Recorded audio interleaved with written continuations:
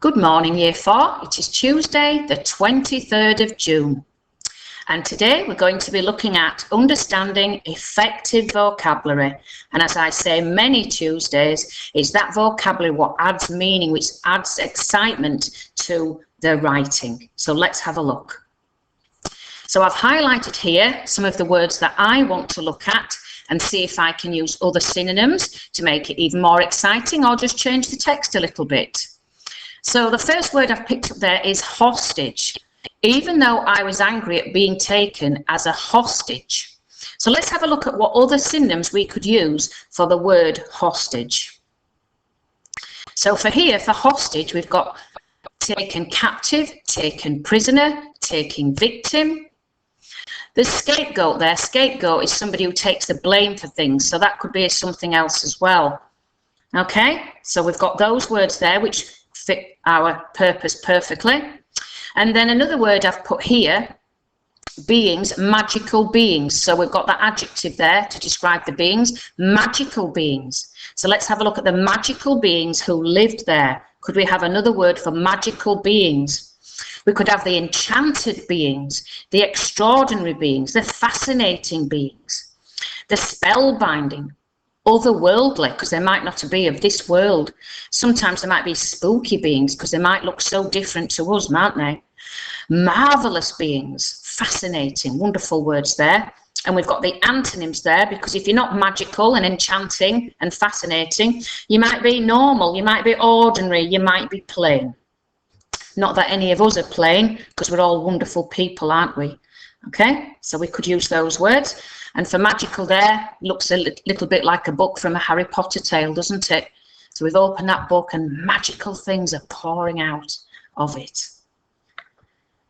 Another word I've picked up here is this part here where it says, I thought many of them to be just fairy tales taken for children's amusement. So if children are amused, what does amusement mean? What other synonyms could we use for amusement? So it could be for children's delight, for children's enjoyment, for children's pleasure. So the book there, the form amusement, and the opposite, the antonym of amusement, is for depression, for children's sorrow or gloom or melancholy. That's a very old word, to be a bit sad. So to amuse, for children's amusement, it is to make them laugh and to entertain them.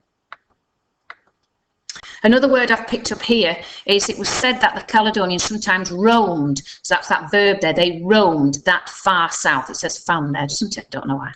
Roamed. So let's have a look for the word roamed. We roam about. Okay, so I've got a picture here, and these are of goats, and they are roaming the streets of Llandudno during the lockdown. And I've seen other pictures of sheep wandering. They come down from the Welsh mountains, and because there's no traffic or people there, they're just roaming the streets. They're fabulous, aren't they? So these goats here, as well as the Caledonians, they are meandering about, they're prowling about, they're ambling about, they're sauntering about, they're traipsing about. So they haven't really got a purpose. If you're roaming about, you're not marching, are you? So the antonym for roamed is to go direct, to run, to stay there, to march there. So it means that they take their time, they tramp about, they trek about, traipse, stroll. So there's some wonderful synonyms there for the word roamed. Another word here, the Caledonians were fierce warriors. So they were warriors, but they were fierce warriors. Let's have a look what else we could have used instead of the word fierce. So we've got angry warriors, brutal, they were fierce, ferocious, fiery, furious, intense. So if they're fierce, they are a force to be reckoned with, aren't they? You don't want to come across them, do you? So the antonyms for being fierce are they are gentle people, they are good, they are pleasant, they are quiet, they are moderate in their doings, they are mild.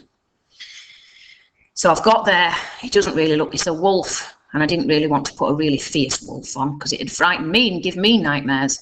But wolves are often said because they are fierce, aren't they? Do you remember the Hansel and Gretel we did and the wolves were after them? Yeah. So another word I've got there is this last sentence here. It says, it was no wonder the Romans had retreated before them.